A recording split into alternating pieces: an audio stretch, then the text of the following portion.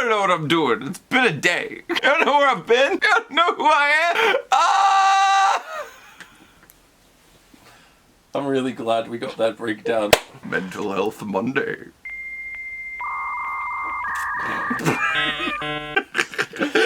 Why is it so hard for you? You don't know me. Fuck you!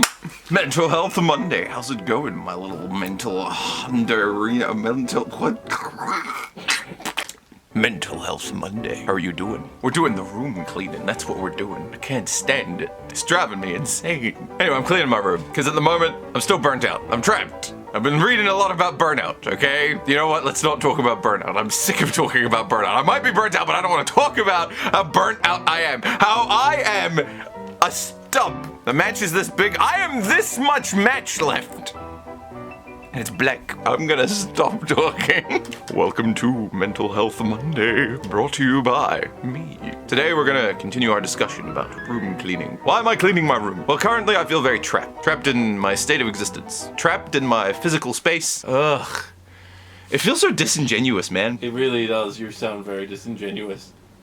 Mental Health Monday. I don't actually want to shoot this damn video, but I have made a commitment to shoot this fucking video for you. I don't really want to talk about cleaning my room because cleaning my room at the moment has just been an absolute horror of a struggle. Because cleaning your room, the way that I'm currently doing it, doesn't just involve tidying things and making it pretty. It involves removing shit that is no longer in line with who I am as a person. I am literally letting go of parts of myself that I thought I was and I no longer am. If I keep them, I feel trapped and I feel like I'm being held back by myself. If I let go of them, I literally have to let go of parts of my development, parts of my childhood, parts of me, but they're not actually parts of me. They're parts of who I used to be, and I am no longer that fucking person. I feel better. Awesome. Now bring it down several notches. I'm crazy, aren't I? Yes! Very! Nigga, you named your business Mad Arab! Have you seen your glasses? Shout out to Good Griff and Total Vision on Gray Street. You can clean and make your space beautiful. You can also completely remove things that no longer serve you as a person. You're not just clearing up a thing like, I'm gonna tidy this space here, or I'm gonna do this thing here, or I'm gonna reorient this bonsai plant. But I mean, right now, all we're doing is just clearing all of the shit. You know what it's like? It's like pus. God. You can pop the pimple, or you can get it all out. That's disgusting. Or you could no. I'm revisiting Magic Art of Tidying Up by old Marie Kondo. The last time I had a big clean out like this was 2013. This isn't just a tidying project. This is literally getting rid of a bunch of stuff that no longer serves you. And you have to let go of things that you still might be emotionally attached to on some level, but they're no longer congruent with the person that you are or the person that you're becoming. And that's quite painful and rather difficult and frustrating. It's more of a purge, really. It's not. Yeah. It's not really just a case of I don't need this anymore. It's is this reflective of who I am now? What is the hardest thing that you've found to get rid of? Or something that you know you should get rid of but can't. My grades, my old workbooks, all of that stuff, purely because growing up with Dad, that was He placed thing. value on them. He placed core value on it to a detriment. But as a result, I find that I save all of my workbooks. Stuff which has no fucking point being held onto. When am I gonna look back over at my genre analysis paper? When am I gonna give a shit about my year 10 watch concept? That one's actually cool because it also has trauma attached to it, reminding me of Dad. I had that last time, but I think I got rid of a majority of it. I just leafed through it, enjoyed some memories, took out a couple of things, put those aside, and then set fire to the rest. Or just be gone with you. Let it be gone. Putting aside the pyromania, there is something spiritual about ashes to ashes, dust to dust. You gotta remember that the memories are in your head. They're not actually in the object, so you don't need to hold on to the object. And he suggested that you take photos of things. And I'm like, you could take photos of things, but then you're just holding on to a photo. But at the very least, it's in cyberspace. But I think digital file management is also important. Cleaning out a hard drive and finding that there was stuff on there that you didn't know was even on there because you copied a bunch of stuff off of your friend, a bunch of movies and what have you, and you want to clear some space and you find some shit that you did not expect to fucking find.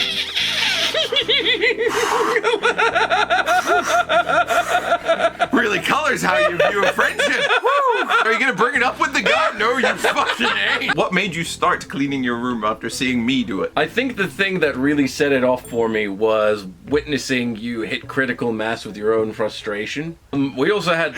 Man, I gotta get a piece of this insanity. Give me some of that shit, you know? It is very stressful if you do it this way. One of the other things that motivated me, trigger warning, I'm almost 30. And you start realizing like there are certain things that you should be doing over in your 30s. That's the next point that I'm getting onto. By getting rid of the things that are significant to who you used to be, you're making room for who you're becoming. When you tidy your space, you raise your personal standard. If you wake up every day in the room of a slob, you're gonna wake up feeling like a slob, and so you'll behave like a slob. If you wake up in a child's room, you're gonna wake up a child. If you're growing up into something, let your environment raise your own personal standard. Make the two congruent with each other, because if they're in dissonance, it's gonna be harder to get to where you wanna be and be who you wanna be. The person that I want to be and the level of performance that I want to have is currently not where I am. This is not an exercise for the faint of heart. This is a meditative spiritual experience, and it's shit. Friggin' Marie Kondo is just like, she says, people get and buy things and they accrue things to make themselves feel better. The clutter enables them to have a cluttered mind, so they can't or don't have to confront the actual things in their mind that they don't like. If you find that you are sitting in an uncluttered space and you're anxious, then there's something that you're not confronting. And so I'm sitting here in this space very tense, feeling very trapped, because after Bridge City and just after what I've gone through in the last year, I feel like I'm about to level up, but I can't quite get to that point because I'm stuck in something. And I think some of that stuff that I'm stuck in is just old things and old me stuff. And I need to purge that old me stuff to get over that line. A lot of the stuff that's taking up a lot of my space is things that have been given to me or things I've inherited. Secondhand furniture that was held onto purely because it wasn't being used, but that it is useful. Books and stuff that I held onto because I felt, oh, I'm not gonna lie, I look at your bookshelf and I think, fuck man, that nigga's got a lot of books. And I feel like I should be compelled to have as many books as I hold But you onto. don't read anywhere near as much as I No, do. exactly. That's the point. But it's just, I'm still feeling like I'm compelled. As you get rid of the stuff that isn't special, the stuff that you keep becomes more special. So if you're feeling trapped, or you don't feel in touch with who you could be, perhaps it's time to do a little bit of the mental work by updating your physical space. Don't do it, it's terrible. Never clean up anything. Never throw away anything. Stagnation is stability. Stagnation is comfort. Stagnation Buy is more comfort. stuff. Buy more things. More stuff. Yeah. Right. Like Mad Arab beard. Your beard smells fucking magnificent and majestic. It smells like the winds of change manifest. It smells like a cocoon metamorphosizing into a beautiful flower as it transfers out. Okay, fine. You don't need to get the machete out. Here's a word from our sponsor. Him. Oh, Dad, here's your Father's Day gift. Thank you, my boy.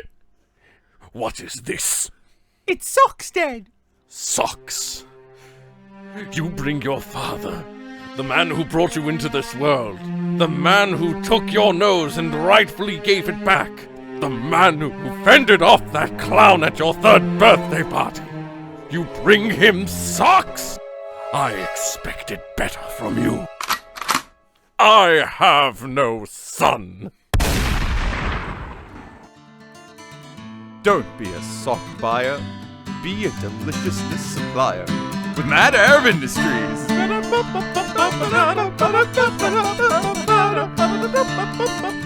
Mad Arab Industries has everything you could ever need for your dad. He's got some shaving stuff, some beard stuff, and other beard stuff. Beard bombs, beard oils. There's other stuff I don't know. I don't fucking know. Get some stuff for your dad. It's gonna be delicious. Oh, Mental Health Monday. Vita Schnitzel. More Snickers, more Coke! More Snickers, more Coke!